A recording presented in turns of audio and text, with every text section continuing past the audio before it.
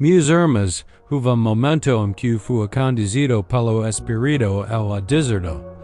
Não foi escolha minha, nem fruto do acaso. Foi meu pai quem me levou a aquele lugar árido, onde não há sombra, não há conforto, apenas o silêncio que pesa sobre a alma. Ali, debaixo do sol que queimava a pele e da noite fria que cortava os ossos, eu estava só. Mas essa solidão não era comum. Era o prelúdio de algo muito maior, uma batalha que não se travaria com espadas, mas com palavras intânguas e verdades ocultas. Durante 40 dias e 40 noites, não provei pio algum. A fome se tornou companheira constante, e cada batida do coração parecia mais lenta, mais frágil. Mas havia algo que me sustentava, a obediência ao meu pai. E foi exatamente essa obediência que seria posta à prova. O deserto não era apenas cenário, era o campo de confronto espiritual que ecoaria pela eternidade. Ali, onde ninguém via, adversário se aproximava. Não era inimigo comum, não vinha com carnes ou exercidos, mas com algo muito mais perigoso, astúcia. Quem ousaria me enfrentar no silêncio da criação? Quem se levantaria contra o filho enviado para cumprir o plano de salvação? Era o mesmo que já havia enganado no Éden, o mesmo que desafiou o trono de meu pai. E aqui que eu digo a vocês, o deserto não foi apenas meu, ele também o reflexo do que cada enfrenta em sua vida. Todos terão momentos em que parecerá não haver saída, em que a fome, a dúvida e a solidão vão passar sobre o coração. Mas prestem atenção. E nesses momentos que o inimigo se aproxima, sorrateiro, oferecendo atalos. Vocês estão prontos para saber como realmente ouso se levantar contra mim naquele deserto. Estão prontos para descobrir o que estava em jogo quando eu dei meus primeiros passos naquela terra árida? O que aconteceu ali pode mudar para sempre a forma como enxergamos a batalha espiritual que ainda hoje continua.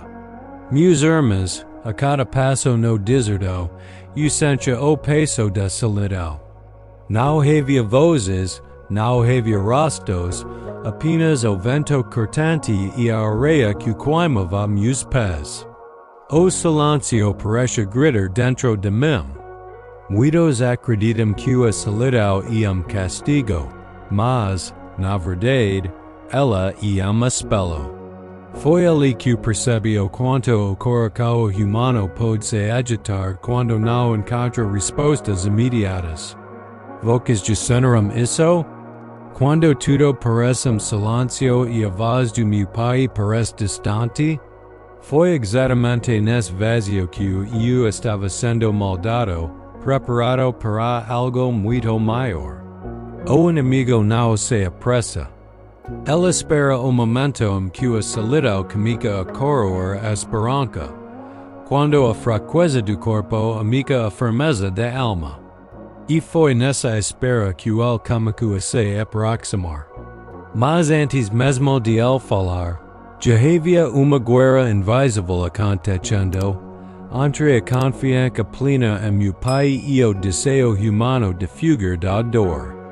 O deserto não era isso meu, era o reflexo das batalhas que cada de vocês enfrenta em silêncio.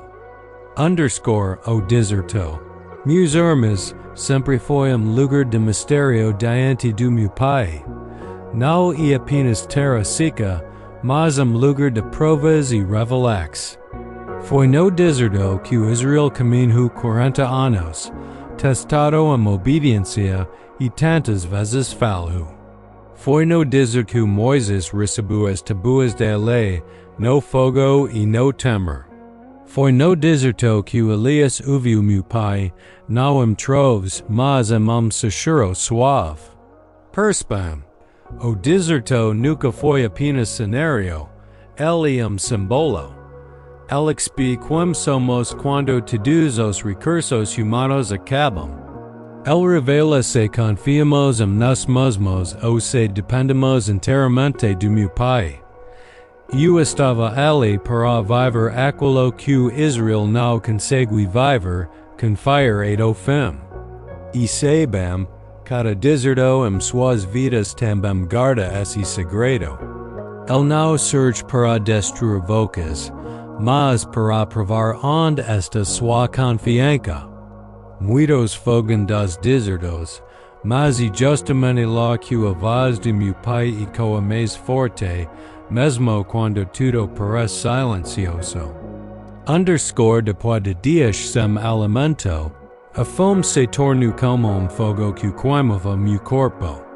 Meus músculos tremiam, minha mente parecia oscilar, e cada passo parecia mais pesado que o anterior. Eu sentia fraqueza como qualquer homem sentiria, porque eu me fiz carne para habitar entre vocas. Mas entendam, era justamente nesse limite físico que a batalha se intensificava. O inimigo sabia que a dor do corpo muitas vezes leva o coração a duvidar. Ele sabe que quando a necessidade grita, muitos deixam de confiar no cuidado de meu pai. E foi assim que ele se aproximou de mim, esperando o instante da fraqueza, quando a fome parecia insuportável. Mas aprendem algo importante. Não é a força do corpo que sustenta a vitória, mas a confiança na palavra do meu pai. Vocas também enfrentaram momentos em que suas forças viam falhar. Mas é nesses momentos que devemos lembrar. Minha vitória começou quando confiei mesmo faminto, mesmo fraco, porque o poder do meu pai é maior que a fome da carne. O inimigo não apareceu de imediato. Ele não se mostrou no primeiro dia nem no décimo. Ele aguardou. Ele observa, ele calcula, ele estuda cada fraqueza. Ele não tem pressa, porque sabe que o coração humano, como o tempo, tem de ceder. E foi assim que fez comigo no deserto. Espero que meu corpo estivesse no limite, que cada músculo clamasse por descanso, que a fome me consumisse. Então, ele se aproximou, não com gritos, não com carenes, mas com palavras. Sim, meus irmãos, a arma mais poderosa do inimigo não é a forca, mas a mentira disfarçada de lógica. Ele não chega sempre com violência, mas com insinuações. Ele planta perganas, como fez no Éden. E assim que diz diz, e sabia que esse era apenas o cômico. Ele aguardava o momento exato para lançar sua primeira tentacle. E aqui está a lição. O inimigo pode esperar anos, mas ele sempre ataca quando sua resistência parece menor. E por isso que a vigilância precisa ser constante, mesmo nos momentos em que acreditam estar fortes. Meus irmãos, nada do que aconteceu no deserto foi novo. O inimigo não cria, ele apenas repete. A cena que se desenhava diante de mim era eco distante de algo muito mais antigo, o jardim do Éden. Lá no princípio, ele não chegou com amicas, mas com palavras calculadas, cheias de sutileza. Ele não forçava a comer o fruto, apenas lançou uma dúvida. E assim que diz? Com essa simples pergunta, ele quebrou a confiança no meu pai e plantou o veneno da desobediência. Agora, no deserto, eu estava diante da mesma estratégia, mas em proporções ainda maiores. Eu não representava apenas a mim mesmo, mas toda a humanidade. O adversário tentava repetir o mesmo gol, mas contra o último adó. Se ele havia enganado no Éden, poderia enganar também no deserto. Foi isso que ele acreditava. Mas eu sabia, a vitória não viria pela forca, mas pela obediência absoluta ao meu Pai. Underscore vocas de se perguntaram, meus irmãos, como realmente assumi enfrentar naquele deserto. A escritura o chama de diabo, do grego diabolos, que significa accusador. Também o chama de Satanás, do hebraico Shaddam, que significa adversário. Mas havia ainda outro nome que muitos temiam. Lucifer, o portador da luz que caiu em orgulho. E em tua surge duvida. Eram três seres diferentes ou apenas títulos para o mesmo inimigo?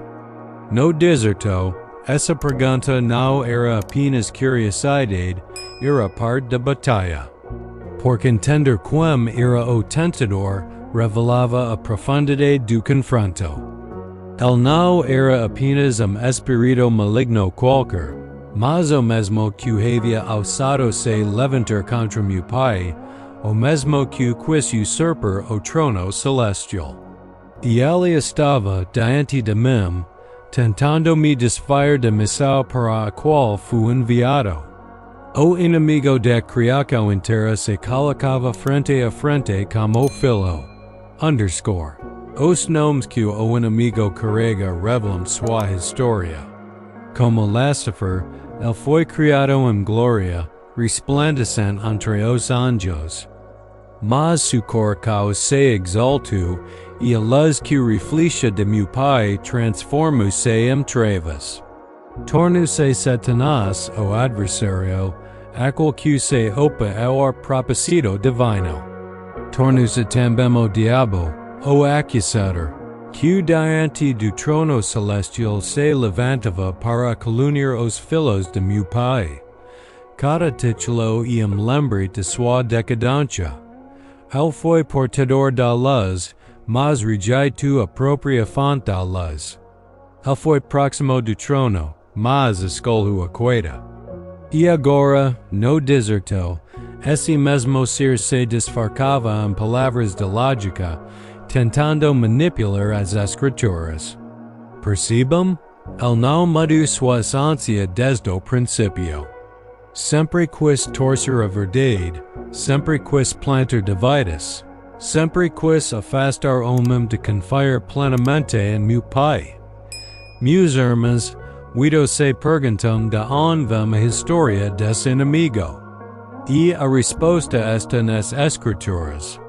O profeta Isaías declarou: como quis do sul, a estrela da manhã, filho da alva. Essa expressão no latim se tornou Lucifer, o portador da luz. O texto fala do rei da Babilônia, mas sua linguagem vai além do humano, apontando para algo cósmico. Ser que desejo subir acima do Criador e foi lançado por terra. Já o profeta Ezequiel descreveu: eras o selo de perfeição. Et que se achou iniquidade em ti. Ele fala de querubim ungido, que foi expulso da presença de meu Pai. Eu mesmo disse: eu via Satanás cair do céu como relâmpago. Não eram apenas metáforas, eram memórias eternas. Aquele que dia brilhou em glória agora caminhava nas trevas, e foi esse ser que ousou se aproximar de mim no deserto. Meus irmãos, quando eu disse: eu via Satanás cair do céu como relâmpago, não falei de medo distante, mas de algo que revela a verdade por trás de todo poder que se levanta contra meu Pai. A queda dele foi real, sabida, incontestável. Contudo, a sua derrota não significou sua ausência do mundo, Isem o desmascaramento de sua pretensão. El perdu o lugar de luz, mas continue agir nas sombras, buscando corix inseguros, oferecendo coroas vazias, inflamando verdades. No deserto, não inquiri a mestranho. Inquiri o mesmo que quis subir acima do Altíssimo e foi lancado abaixo. El canis linguagem, símbolos, escrituras. Sabe tocar o ponto exato onde fome do corpo tentacular a voz da confiança. Por isso, a visão da sua queda não me deu apenas memória. Deu-me discernimento. Eu sabia com quem falava e por que ele veio. Não podia me derrubar pela forca, tentaria pela seducal. E aqui está algo que vocês precisam guardar. Quando a mentira não pode vencer a verdade, ela tenta se vestir de verdade. Mas se ele caiu, como assume oferecer reinos? De onde vem a sensação de que o mundo está nas mãos de quem mente melhor? A resposta a isso decide mais do que debate. Decide a rota de sua vida. Desde o Éden, meus irmãos, o adversário persegue uma única meta. Separa vocês do coração do meu Pai. Ele não se satisfaz em plantar a dúvida em Eva.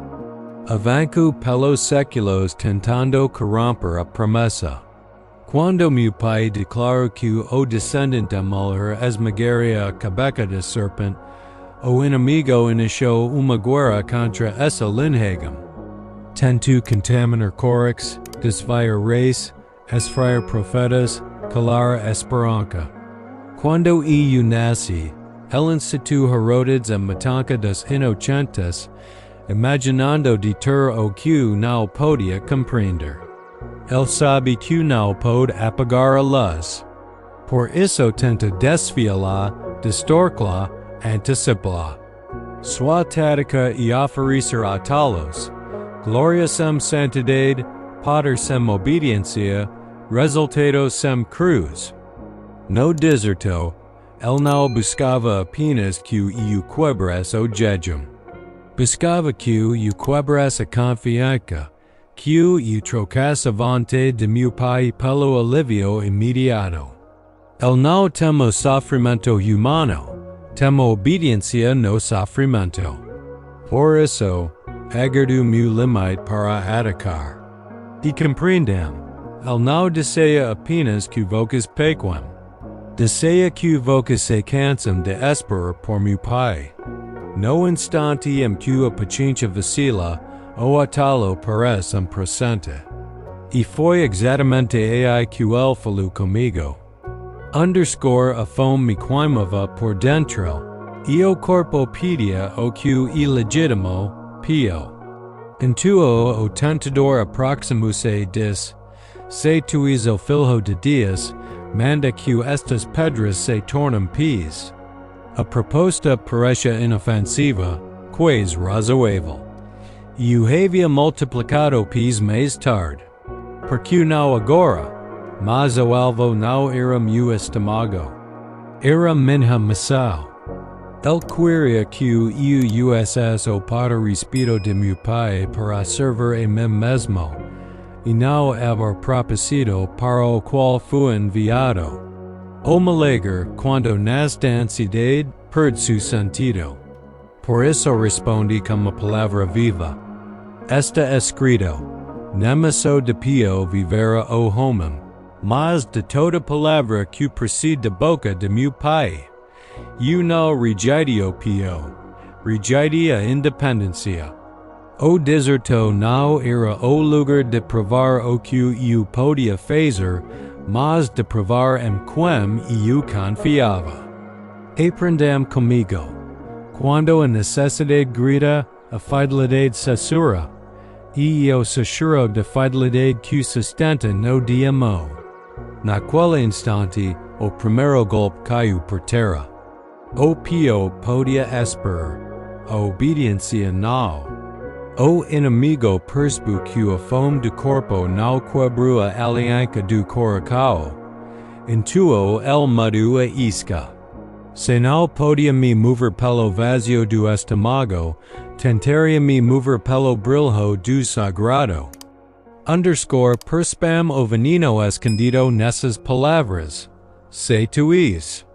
Não e apenas uma provocaquo, e ataque a identidade. O inimigo sabe que quando filho duvida de quem corre para provar o que nunca preciso justificar. Mas a filiação não se constrói em palco. Se recebe do meu pai. Eu não precisava demonstrar a accusador aquilo que meu pai já havia declarado. Quando ele diz prove, ele convida a orgulho travestido de argancha. E quantas vezes isso o cerca? Se voca e mesmo chamado master agra, se voca crack, force sinal. Se descuida, exija malager. Não confundam fé com exibicionismo espiritual. Fé e confiança obedient. Exibicionismo e ansiedade disfarçada de coragem. E responde pela escritura e pela confiança, porque o filho não negocia voz do pai por aplausos, por alívio ou por pressa. Guardem isto, quando o inimigo não pode roubar seu destino, ele tentará apressá-lo. Ele sabe que passas fora do tempo de meu pai geram feridas. Eu recusei provar o que de era verdade, e o deserto tremo por dentro. Mas o acusador ainda tinha pleno mês ardiloso, usar a própria palavra do meu pai contra mim. E quando a mentira empunha versículos, muitos corques desarmados cam. Vocas estariam prontos? Meus irmãos, quando o tentador me feriu com a fome e com a provocaquo, não respondi com forca, mas com a voz eterna da verdade. Eu disse, está escrito, nem eso de pio vivera o homem, mas de toda palavra que procede da boca de meu pai. Essas palavras não grotarão do acaso. Eles nascerão no mesmo deserto em que Israel foi provado. Ali, meu pai ensinou el povo que a vida não depende do que sai da mão do homem, mas do que sai da boca de Deus. O pio acalma o estômago por momento. A palavra do meu pai sustenta o coração para sempre. O sai de lá, e não rejeite o pio. Rejeite transforma a fé em ferramenta de sobrevivência. O poder que meu pai me deu não existe para satisfazer argantias da carne, e sim para cumprir a vontade que salva. A fome gritava, mas a obediência se chorava, e eu escolhi o choro. Guardem isso. Quando a necessidade se torna pressa, a pressa tenta sufocar a confiança. Foi assim que o veneno veio a mim, envolto em lógica. Mas a lógica sem luz e so sombra mais densa. A escritura, porém, truou a manhasser a meu espírito humano. O primeiro golpe do inimigo caiu e ocho. O deserto ficou menor, porque a palavra o atravessou como caminho seguro. Ainda assim, ele não desistiu. Se não pede-me dobrar pela necessidade, tentaria me seduzir com o sagrado. Vocas reconheceriam quando a tentação se veste piedade? A vitória, meus irmãos, não foi espetáculo, foi silêncio. Não houve voz de trombetas, nem luzes sobre a areia. Houve apenas a firmeza de coração que escolheu meu pai acima do próprio alívio. A primeira tentação revelou que o inimigo mais tem. A confiança que persiste mesmo quando o corpo fraqueja. Ele sabe que a fome pode dobrar vontades. Por isso, tenta usar a necessidade como porta para a independência. mas eu vim para fazer a vontade de meu pai, não a minha. Quando confiei, o deserto dixu de ser cárcer e torne-se altar. Aprendam comigo. Não eu tamanho da dor que define a vitória, e a fidelidade que se mantém de pé dentro da dor. Muitos cam não por falta de pio, mas por transformar a sobrevivência em dias. Quando a argancha governa, o coração perde o rumo. Quando meu pai governa, a argancha encontra seu lugar. A primeira vitória não encerrou a batalha, apenas desmascarou a estratégia. O acusador perseguiu e não usaria o poder para mim mesmo. Intuo el troco a isca, levar-me-ia ela limite de vocal. Tentaria confundir fé com presunca, confiança com exibicionismo, promessa com exigência. Se a fome não me quebrou, talvez salto aparentemente espiritual me afastasse do caminho. E se faz diante do templo? De repente, a passagem mudou, e eu estava no ponto mais alto do templo, onde a cidade inteira se estende como mar de pedra e oracal. O inimigo aproximou-se com uma calma que disfarçava pressa, como quem oferece de vocal, mas procura vanglória. Se hizo filho de Deus, disse ele, lancate daqui abaixo. Notam a astucia. O lugar era santo, o convite sova piedoso, o cenário sugeria confiança pública. Ele sabia que muitos confundem fé com atos dramáticos, como se meu pai precisasse provar-se a dos olhos das pragas. Mas meu pai não é refém de espetáculos. Ele é senhor do tempo e do sentido. Saibam acusador transformar o sagrado em palco, como se a piedade pode servir de degrau para a vaidade. Ele queria que eu fizesse a promessa truque, que eu usasse minha filiação para exigir resgate não havia risco ordenado por meu pai. A tentacal não era o salto, era o motivo do salto, não era quer. Era forcar o seu intervir para satisfazer a argancha do orgulho. Muitos, movidos por ansiedade, chamam sua pressa de fé. Foi ali, na beira do abismo e no centro do culto, que a mentira tentou vestir-se de luz. E intuou o tentador ergueu as escrituras, como a espada que, na mão errada, fear a verdade. Vocês percebem o perigo? Porque está escrito. Diz ele, eu a seus anjos dera ordens a tu respeito, e eles te susterão. Assim o acusador empunhou o Salmo 91, mas arrancou-lhe o coração. Ele omitiu o que da forma a promessa, para te guardarem em todos os tus caminhos. Os caminhos não os de meu pai, não os de presunca humana. A proteção não é contrato para aventuras de vaidade, e companhia fiel para quem anda na vontade divina. Quando a promessa é separada do propósito, torna-se armadilha. Foi isso que ele tentou forjar diante de mim. Dias que serve ao capricho do homem, anjos que obedecem a pressa, salto que substitui a obediência. Percebam a sutileza. O texto estava certo, mas o uso estava torto. A mentira mais perigosa é a que transmite da verdade.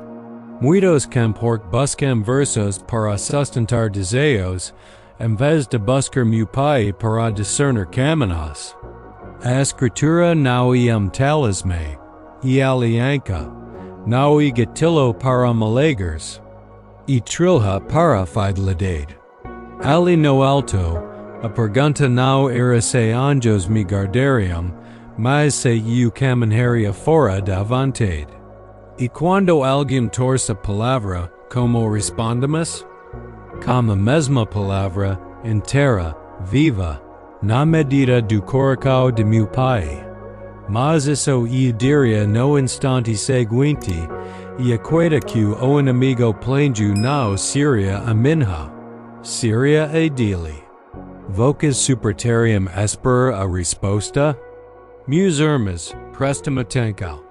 Há uma diferença profunda entre confiar a meu pai e colocá-lo contra a parede. A confiança nesta obediência. A imprudência nesta pressa. No pináculo do templo, a tentação não era salto. Era tentação por trás do salto. O acusador queria que eu transformasse promessa em espetáculo, aliança em contrato, fidelidade em desafio. Quando o coração exige milagre para continuar crendo, já não crack no dias que fala, crack no sinal que vi, assumidos trocam a dependência silenciosa por gestos dramáticos e chamam isso de fé. Mas fé não é para meu pai para agir no nosso tempo. E caminhar no tempo dele, mesmo quando os seias percebem silêncio.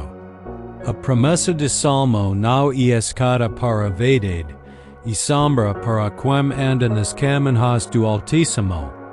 Para me perguntam, o que me move a salto? Desejo de mostrar que sou forte? Medo de parecer fraco? Se de provocar? O inimigo com essas fendas do coração e nelas censura, prove. Provar o que, se meu pai já falou? Quando a identidade está segura, não precisamos do aplauso das placas.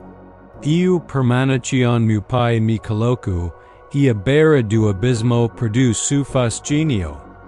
Mas a tentação, quando perdo o brilho do sagrado, troca de máscara. Se não me derrubaria pela presunção, tentaria fazê-lo pela escritura torcida. Como se responde a versículo usado contra a própria vontade do autor? Intuo e orgulho voz do deserto com a mesma firmeza com que Israel deveria ter orgulho em massa. Também está escrito: não tentarás o Senhor tu dias. Essa palavra não é moralha de orgulho, e cerca de humildade. Ela me lembra que meu pai não é ídolo que se ativa com gestos ousados, mas Senhor que guia com sabedoria. Tentar dias e exigir que ela assine decretos da nossa ansiedade. E mandar no vento e querer que o Espírito sopre conforme nosso fôlego. E não salte. Não por duvida do cuidado dos anjos, mas por confiar mais na roda do meu pai do que no aplauso do pátio. Guarda isso.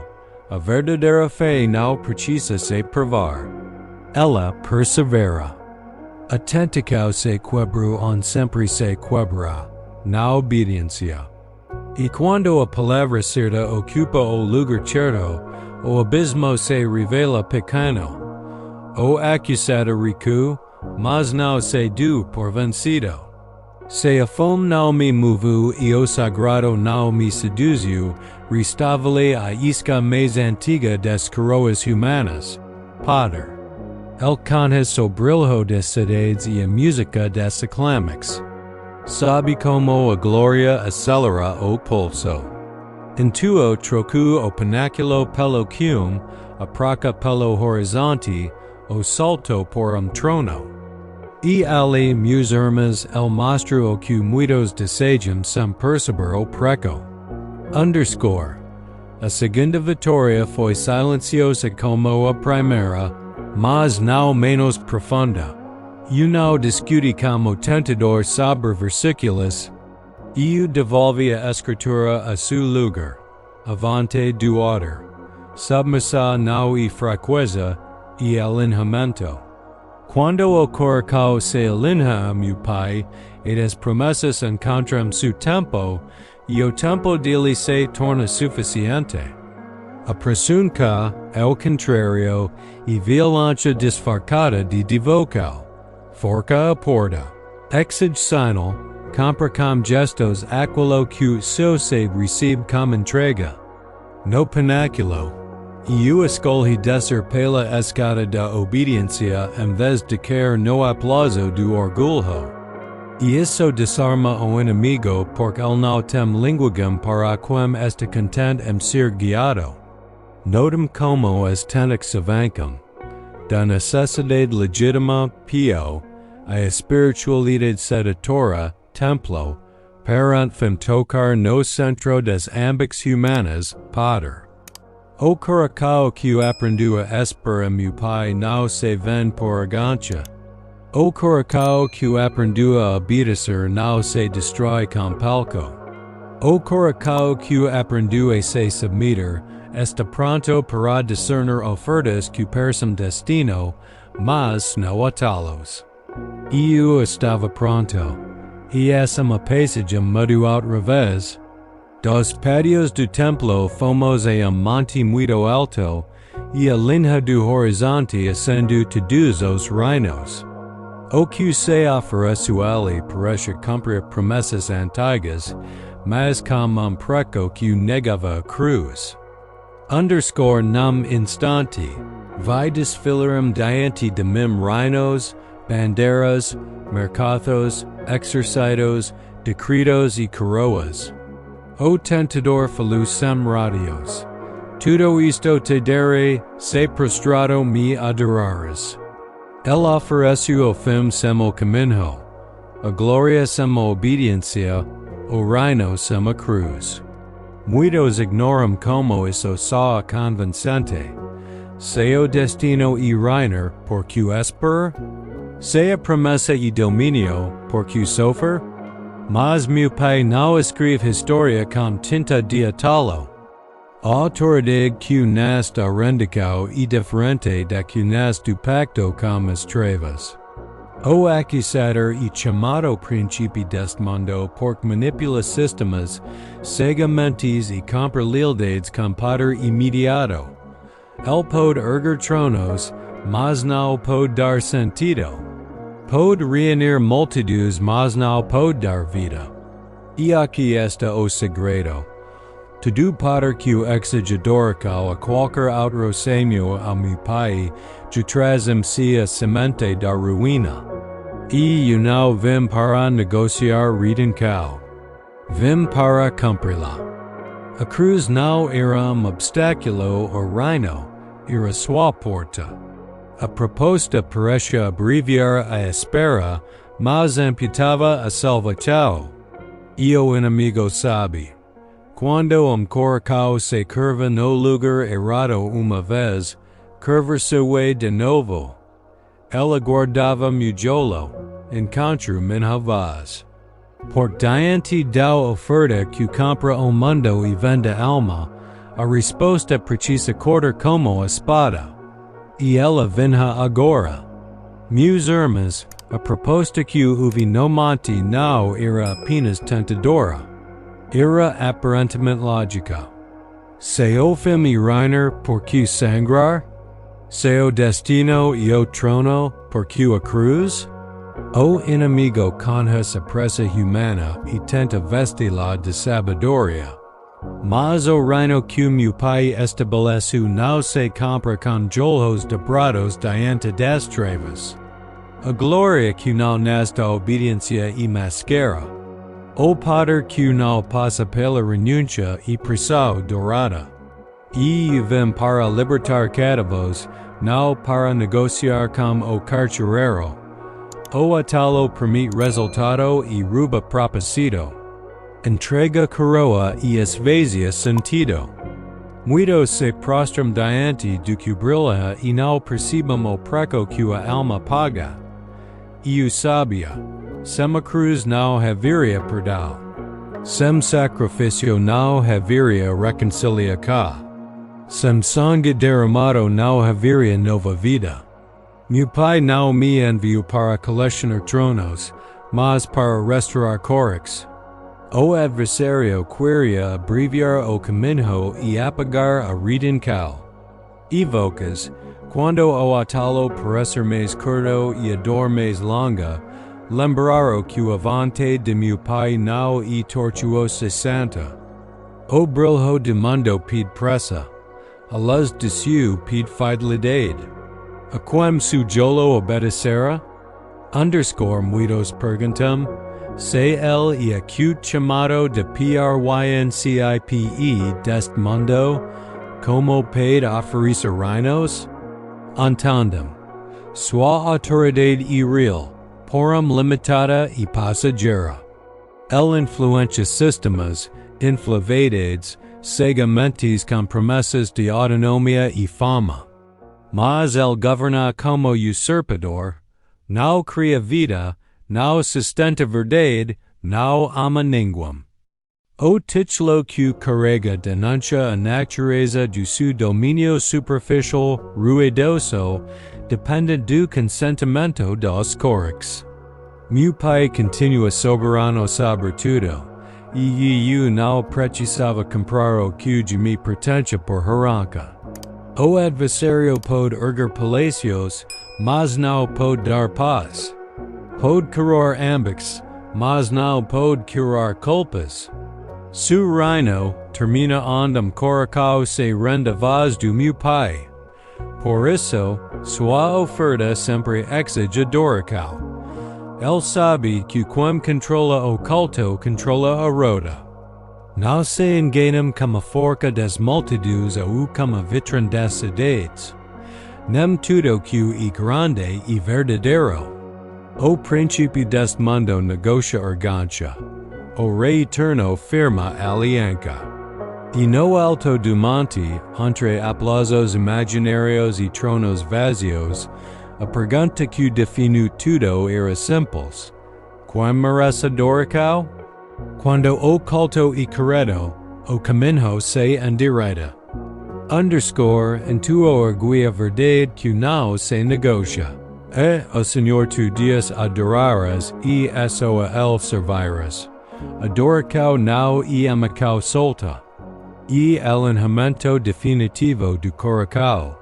On voca se curva, voca se molda. A quem voca serve, voca se torna semelhante.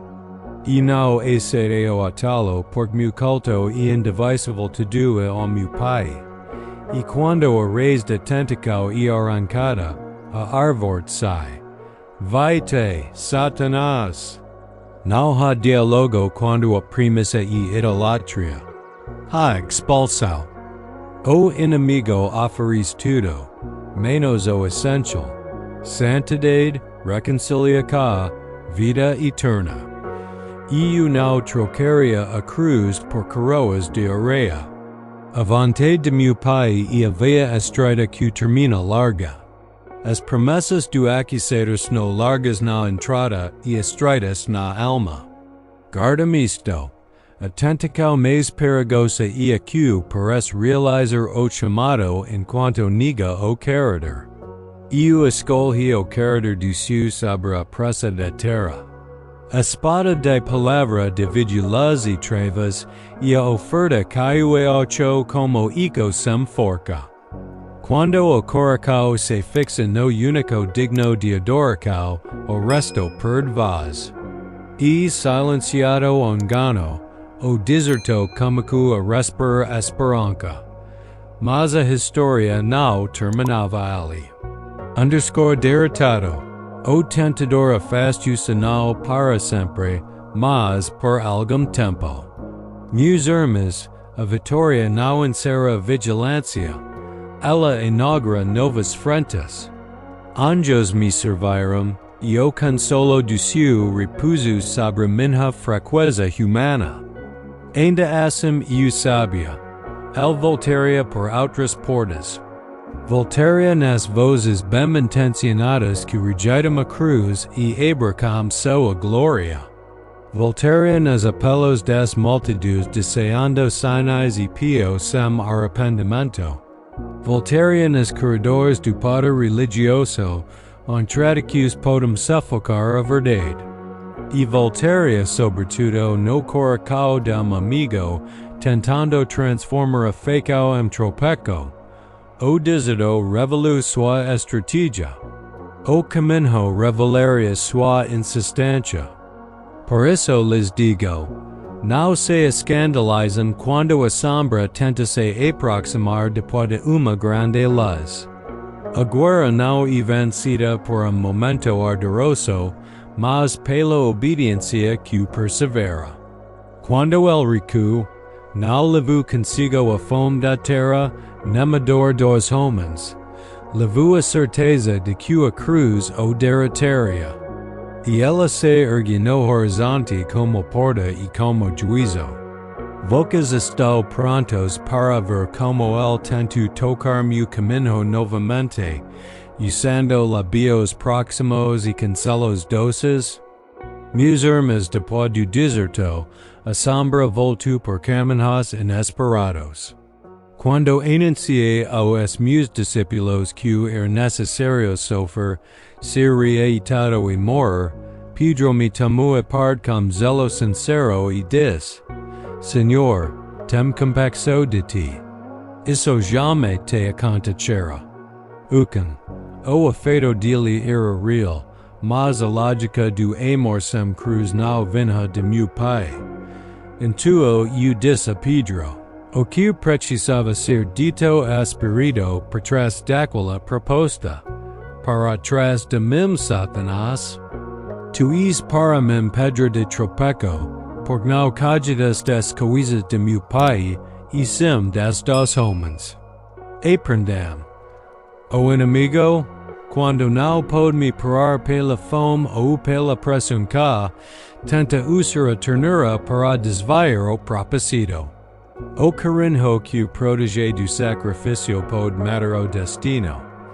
Nem toda palavra que consola vem do céu, algumas evitam a dor e impedem a redenção. O coração que ama precisa aprender a amar como meu pai ama, sem matá-los, sem negociar a santidade, sem mascarar a sua obediência. Quando a voz a nosso lado pede caminho mais curto, medimos essa voz pela vontade do Altíssimo. E se for doce, por contrária, rejeitamos com firmeza e mansidão. Pedro continua meu amigo. A sugestão não. Guarda-me isto. Quem deseja seguir-me negue-se a si mesmo, toma sua cruz e venha após mim.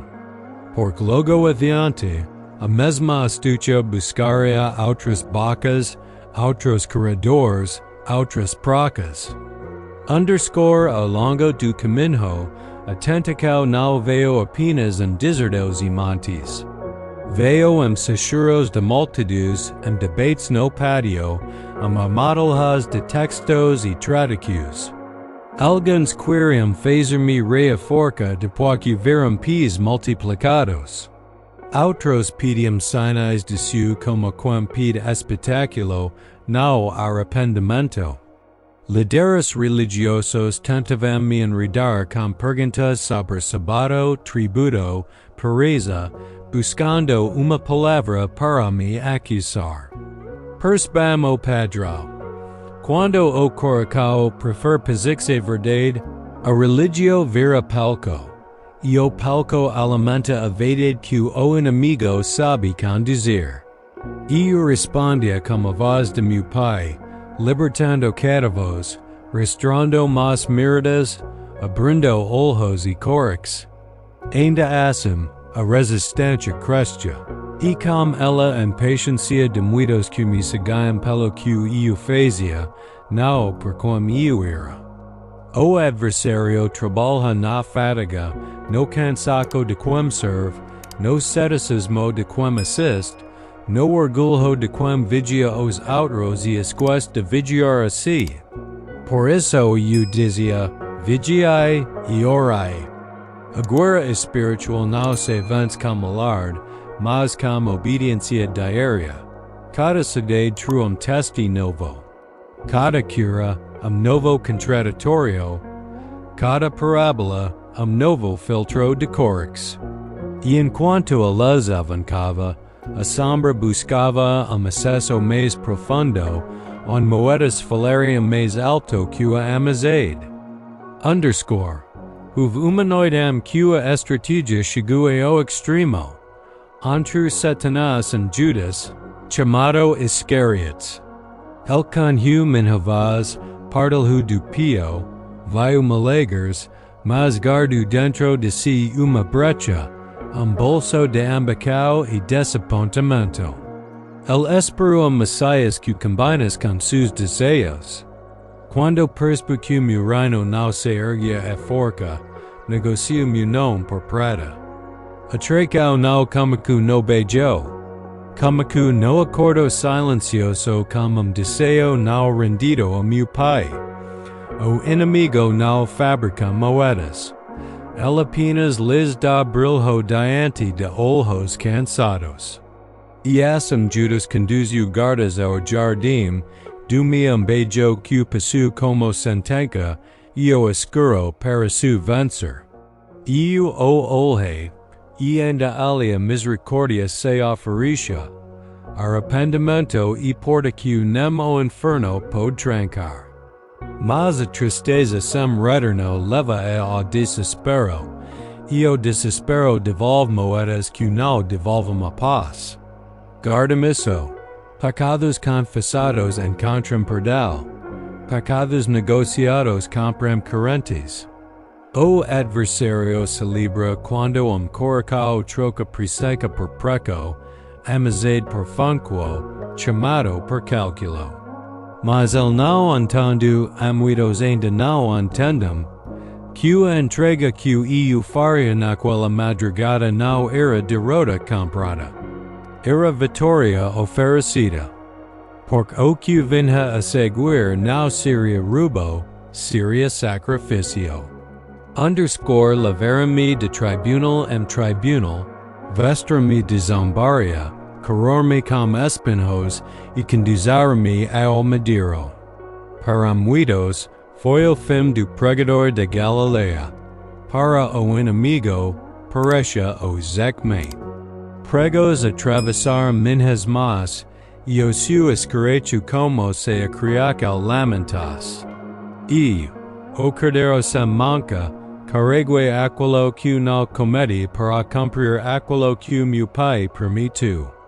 Cada insulto parece confirmar a vitória das trevas. Cada gota de sangue, uma moeda e mais na contabilidade do acusador. Mas ali, exatamente ali, a lógica do inferno se quebrou. Eu não fui vencido. Eu me entreguei. E quando declarei está consumado, o véu do templo se rasgou de alto a baixo. A distância foi vencida. A culpa recebeu sentença, o acesso foi aberto. Despoje principados e potestades triunfando sobre eles na própria cruz. O poder do inimigo não o da vida, o da acusação. E quando a dívida e paga, a acusação perde-vaz. Por isso digo, a cruz não foi o fracasso do reino, foi sua porta. O sepulcro seria guardado, mas não guardaria a vida.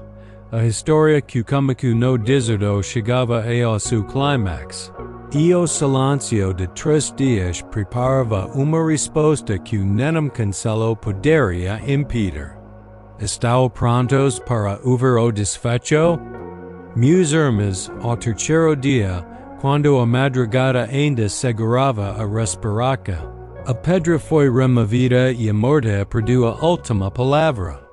Eu me levantei, não como alguém que escapou por pouco, mas como aquele que venceu por completo. O que comico no deserto revoluce na cruz e brilhou no sepulcro vazio. A obediência ao meu pai derruba o império da acusação. Recebi toda a autoridade no céu e na terra, e nenhum decreto das trevas pode anular o que meu pai selou. Por isso, não temam os ruídos do mundo. Prestem atenção a sussurro do Espírito. Elio penher durino invocas, a presenca q abracadeas q ninguam vi, cura feridas q ninguam nomea, reconcilia historias q paresham perdidas. Os malegers q muidos procuram com os olhos a contestum primero dentro do coracao, perdao onhavia culpa, paz onhavia guerra, esperanca onhavia cinzas. O inimigo ainda cesura, mas sua sentenca esta escrita. Su fim e certo. Hoj se uvair minha vaz não enduracem o coracao. Rendamo fardo, confessam a culpa, perdom quem os feriu, voltam se paramem. Eu não rejeito quem vem. Eu restauro quem se rende. O deserto não foi o fim. Foi o início do caminho que agora o fareco evocas.